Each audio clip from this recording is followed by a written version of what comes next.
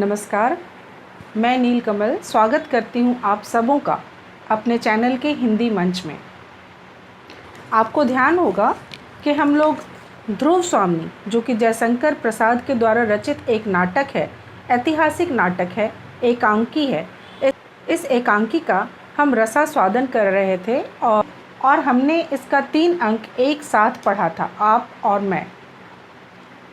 इसके बाद अब चौथे अंक पे हम आए हैं और चौथे अंक में आपको ध्यान होगा, तीसरे अंक की थोड़ी सी झलक मैं दे दूं, जिसमें कि चंद्रगुप्त और ध्रुव स्वामी दोनों स्टेज से चले जाते हैं, मंच से चले जाते हैं और वहाँ पे एकमात्र चंद्रगुप्त और ध्रुव स्वामी के प्रस्थान के बाद स्टेज पर यानी मंच पर केंद्रित आलोक में सिर्फ मंदाकिनी रह जाती है और वो गाना गाती रहती है और धीरे धीरे वो भी अंतर्ध्यान हो जाती है। दृश्यांतर होता है और दृश्यांतर के उपरांत क्या होता है ये हम लोग आज पढ़ेंगे। तो चलिए शुरू करते हैं।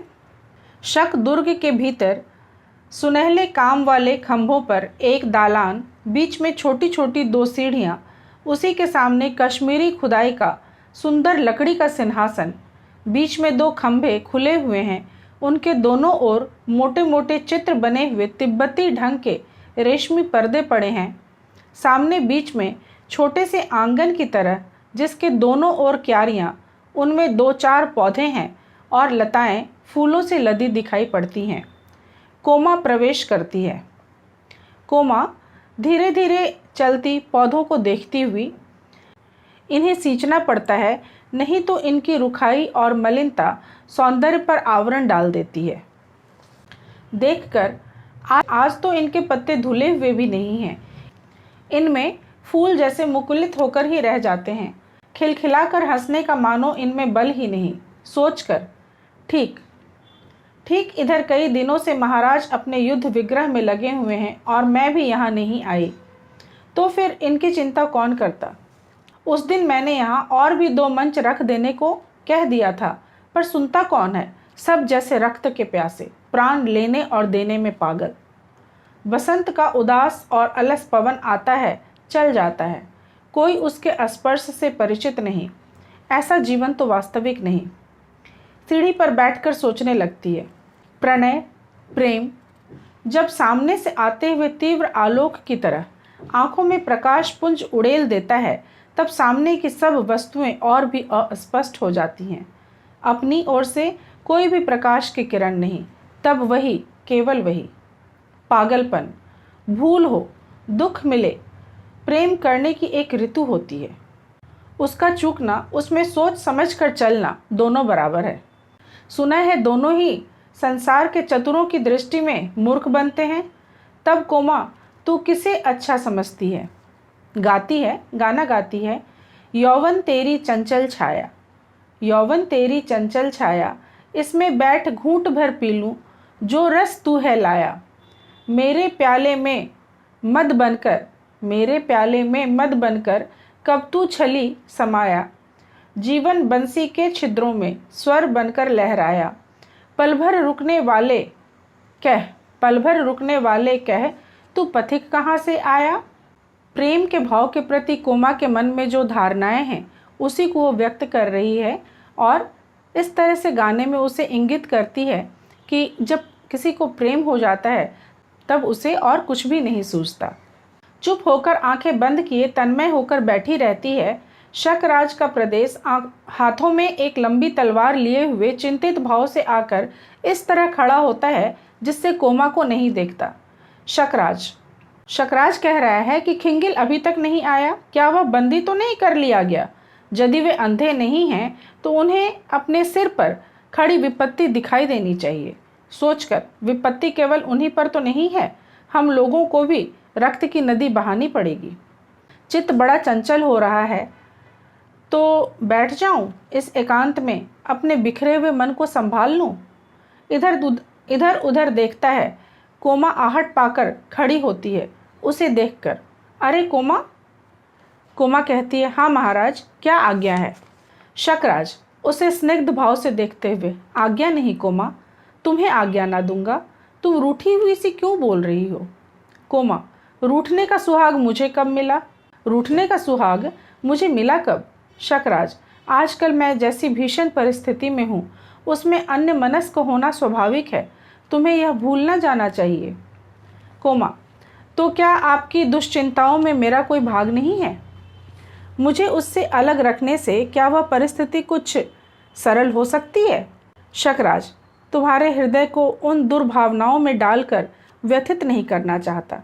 मेरे सामने जीवन मरण का प्रश्न है। कोमा, प्रश्न स्वयं किसी के सामने नहीं आते। प्रश्न स्वयं किसी के सामने नहीं आते।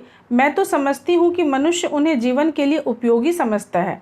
मकड़ी की तरह लटकने के लिए अपने आप ही वह जाल बनाता है। जीवन का प्राथमिक प्रसन्न उल्लास मनुष्य के भविष्य में मंगल और सौभाग्य को आमंत्रित करता है। उससे उदासीन ना होना चाहिए महाराज। शकराज कहता है कि सौभाग्य और दुर्भाग्य मनुष्य की दुर्बलता के नाम हैं। सौभाग्य और दुर्भाग्य मनुष्य की दुर्बलता के नाम हैं। मैं तो पुरुषार्थ को ही सबका नियामक समझता हूँ। पुरुषार्थ ही सौभाग्य को खींच लाता है। हाँ, मैं इस युद्ध के लिए कभी उत्सुक नहीं था कोमा। मैं ही दिग्विजय के लिए नहीं निकला था। कोमा, संसार के नियम के अनुसार आप अपने से महान के सम्मुख थोड़ा सा विनीत बनकर इस उपद्रव से अलग रह सकते थे। शकराज, यही तो मुझसे नहीं हो सकता।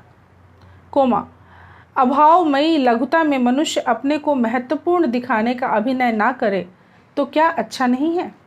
अभावमयी लघुता में मनुष्य अपने को महत्वपूर्ण दिखाने का अभिनय ना करे तो क्या अच्छा नहीं है? कोमा कहती है।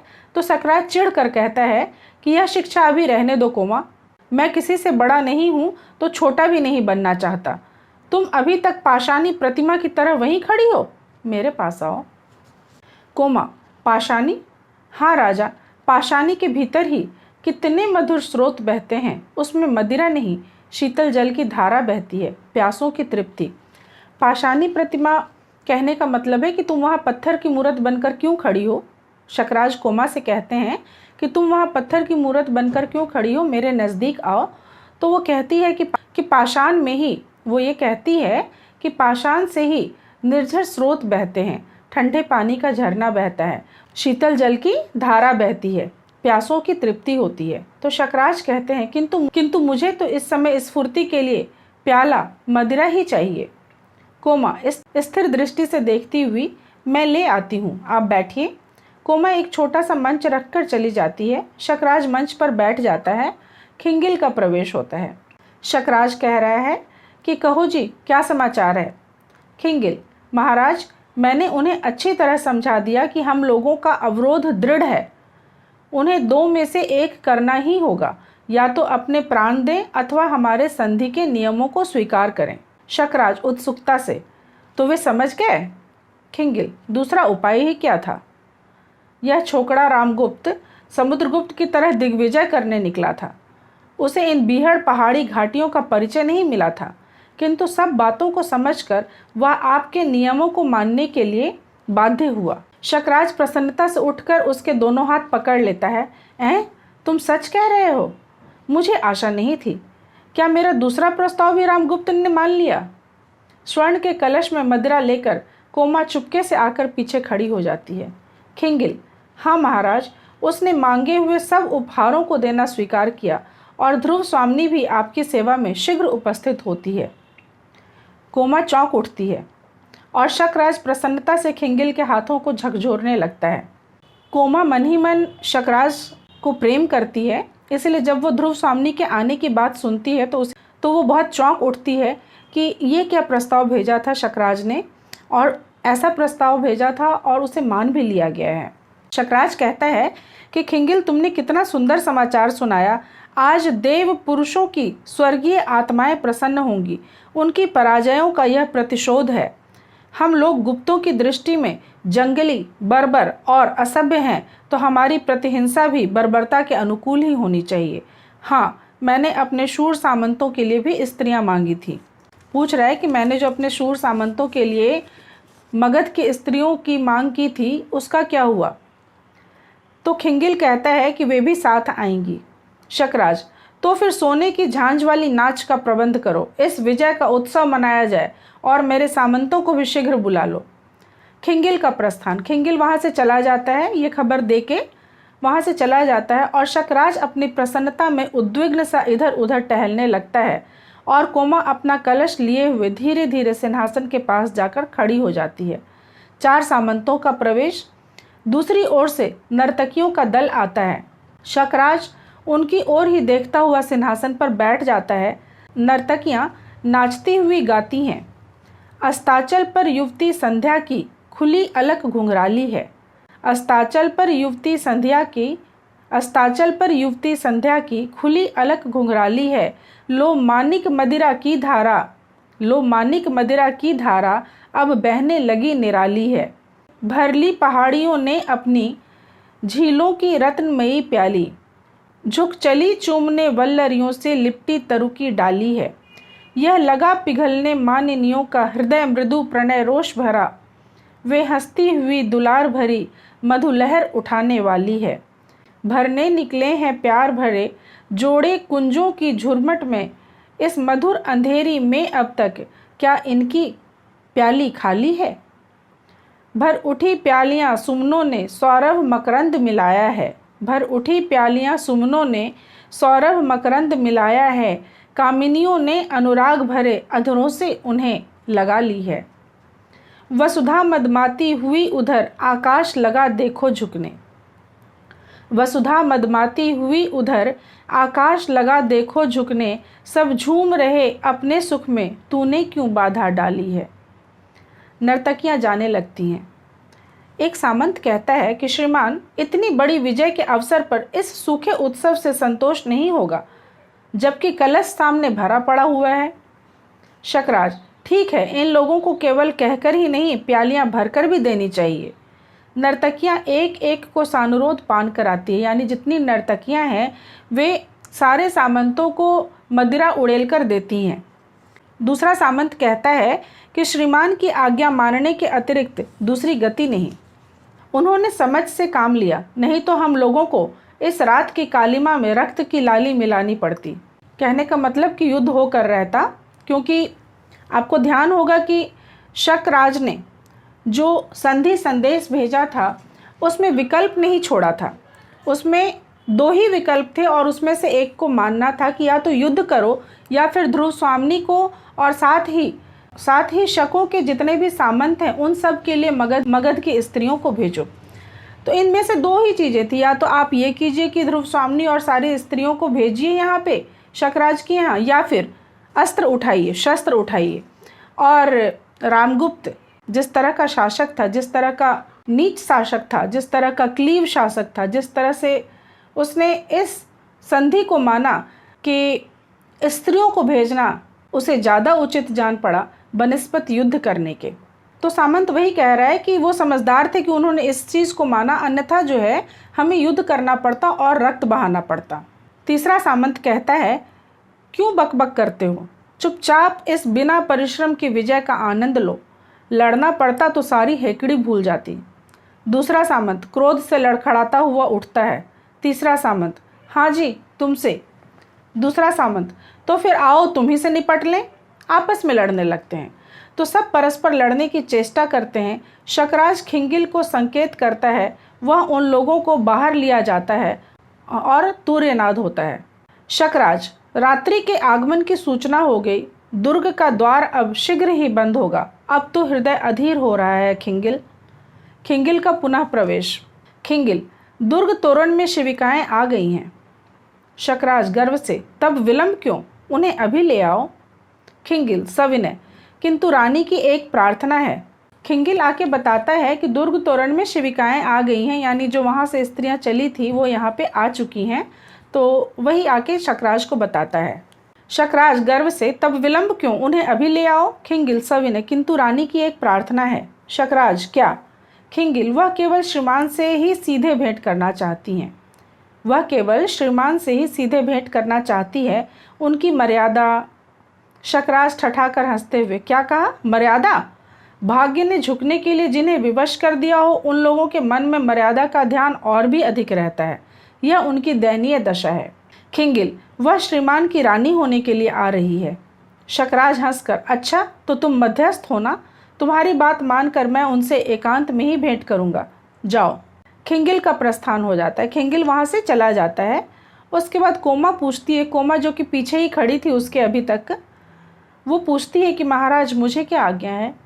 शकराज चौंक कर, अरे तुम अभी यहीं खड़ी हो, मैं तो भूल ही गया था, हृदय चंचल हो रहा है, मेरे समीप आओ कोमा। कोमा, नई रानी के आगमन की प्रसन्नता से? कोमा थोड़े व्यंग्यात्मक अंदाज में पूछती है, क्योंकि मैंने जैसा कि बताया कि कोमा के मन में शकराज के प्रति प्रेम भाव था, और जब उसने ये सुना था कि इस तरह का विचित्र प्रस्ताव शकराज ने भेजा है, तो बहुत दुखी हुई थी सुन के। और अब जब वो पीछे खड़ी है और एक तरफ ध्रुव सामने की प्रतीक्षा कर रहा है और दूसरी तरफ कोमा को कह रहा है कि तुम मेरे समीप आओ, तो कोमा व्यंग्यात्मक अंदाज में पूछती है कि क्यों, रानी के आने से मन अविचल हो रहा है? शकराज संभल कर, नई रानी का आना क्या तुम्हें अच्छा नहीं लगा कोमा? कोमा निर्विकार भाव से, संसार में बहुत सी बातें बिना अच्छी हुए भी अच्छी लगती हैं और बहुत सी अच्छी बातें बुरी मालूम पड़ती हैं। शकराज झुंझलाकर, तुम तो आचार्य मिहिरदेव की तरह दार्शनिकों की सी बातें कर रही हो।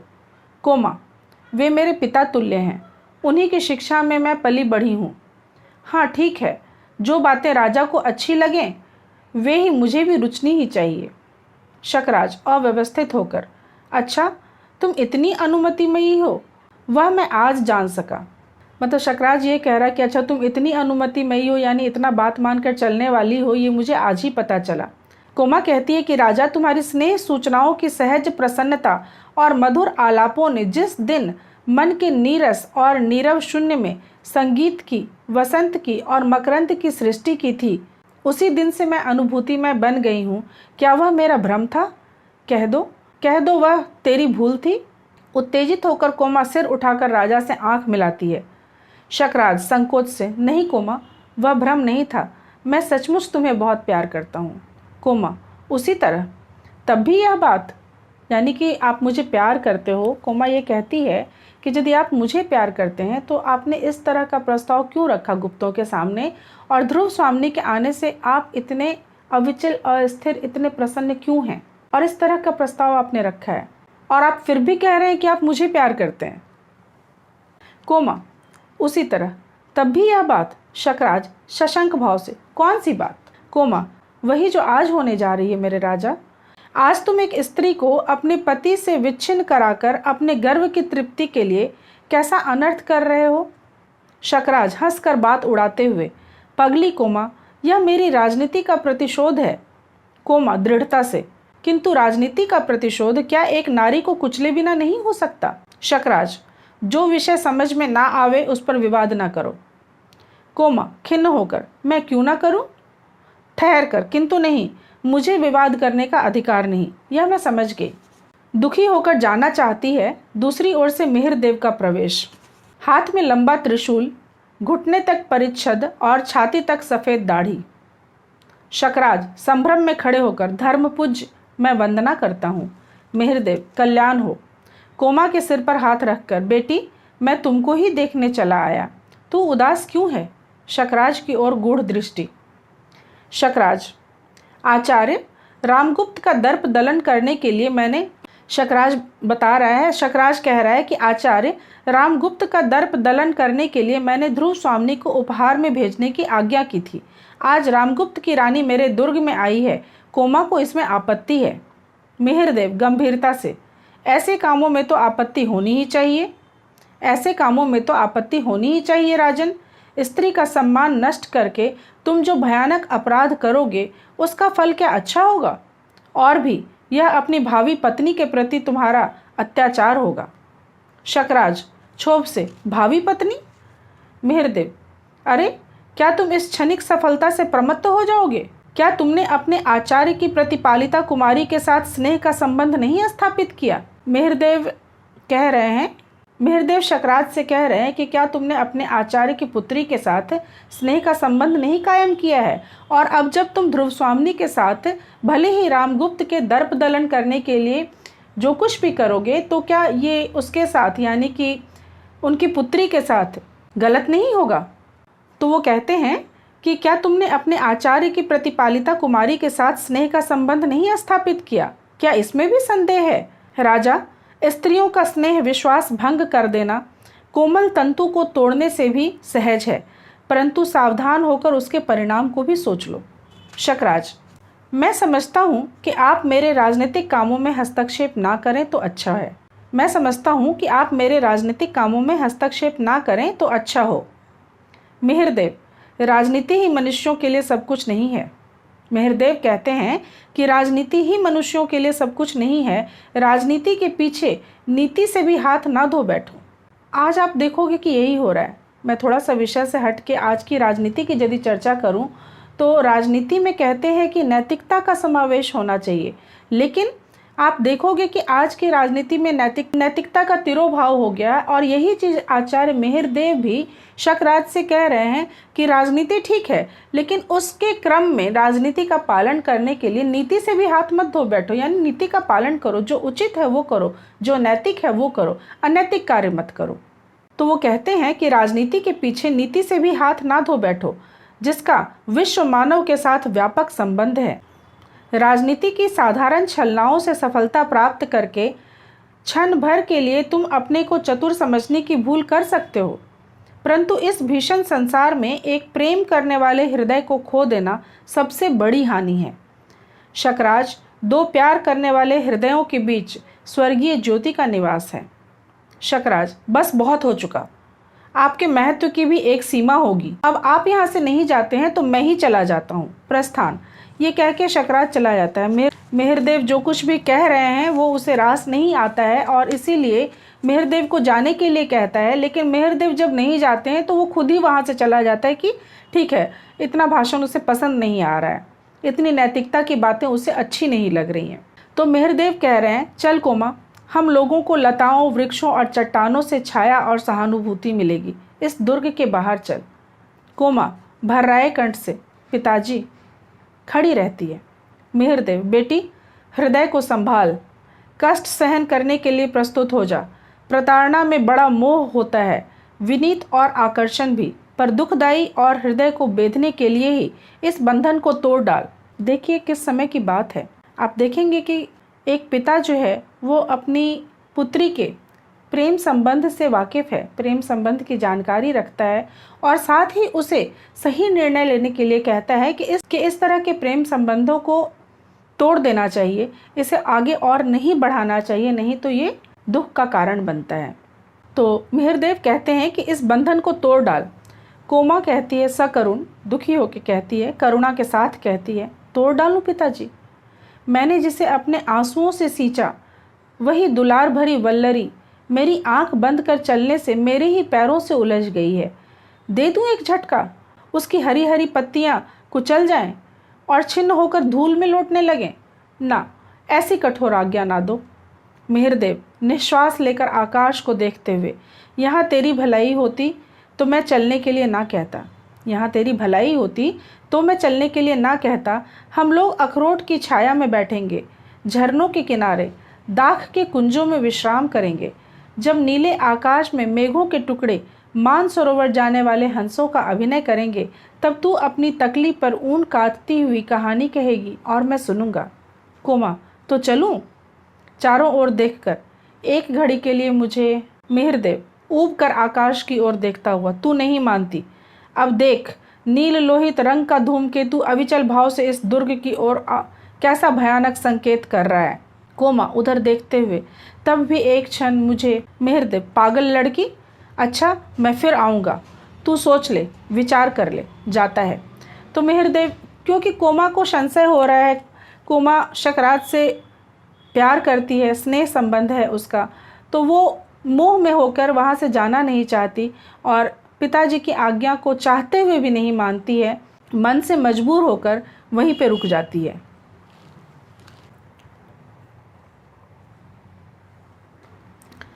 कोमा कहती है अपने आप से, जाना ही होगा।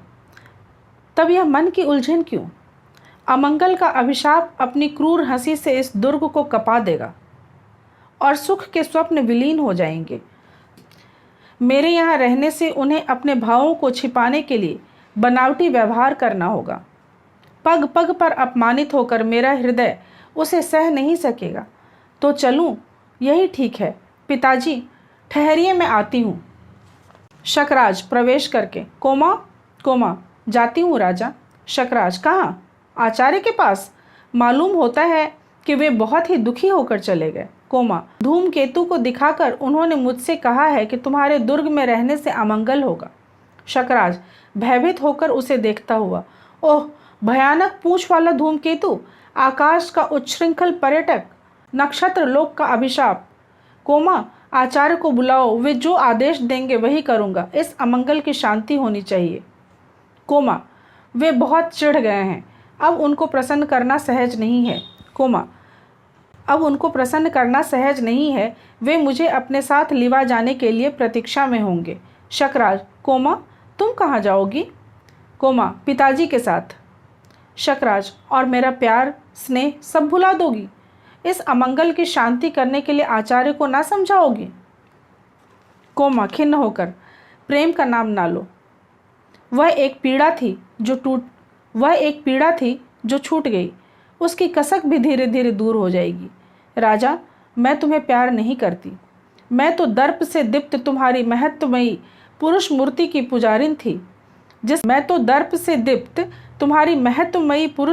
पुजारिन थी, जिसमें पृथ्वी पर अपने पैरों से खड़े होने की दृढ़ता थी। इस स्वार्थ, मलिन, कलुष से भरी मूर्ति से मेरा परिचय नहीं।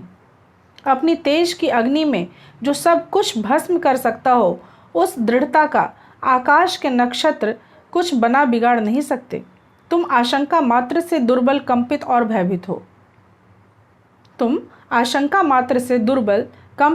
भयभीत हो।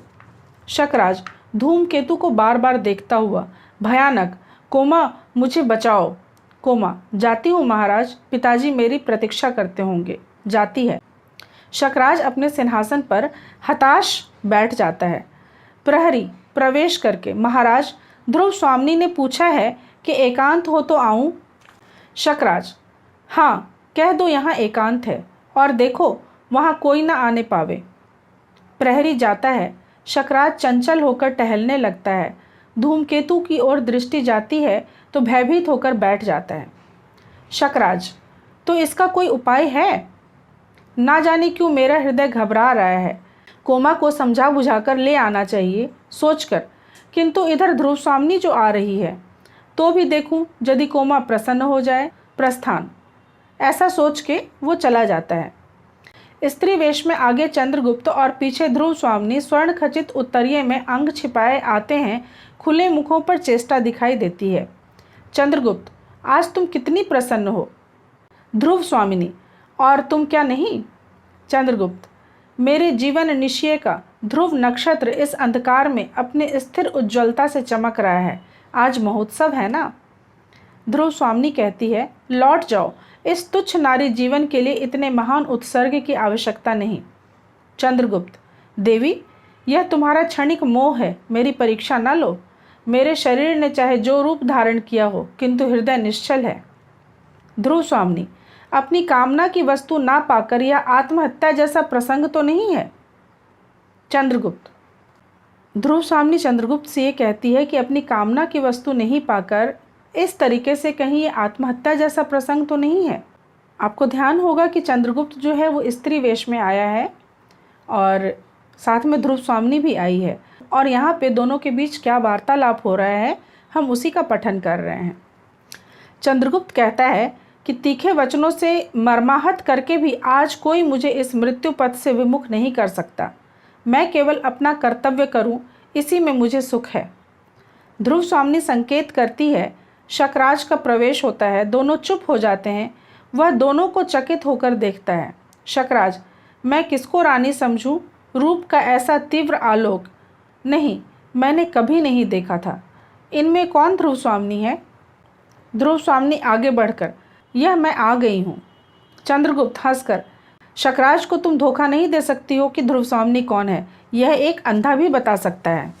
ध्रुव स्वामिनी आश्चर्य से, चंद्रे, तुमको यहाँ क्या हो गया है? आने पर तुम्हारी इच्छा रानी बनने की हो गई है, या मुझे शकराज से बचा लेने के लिए यह तुम्हारी स्वामी भक्ति है? शकराज चकित होकर दोनों की ओर देखता है। चंद्रगुप्त, कौन जाने तुम ही ऐसा कर रही हो। ध्रुव स्वामी, चंद्रे तुम मुझे दोनों ओर से नष्ट ना करो। यहाँ से लौट जाने पर भी क्या मैं गुप्त काल के अंतःपुर में रहने पाऊंगी।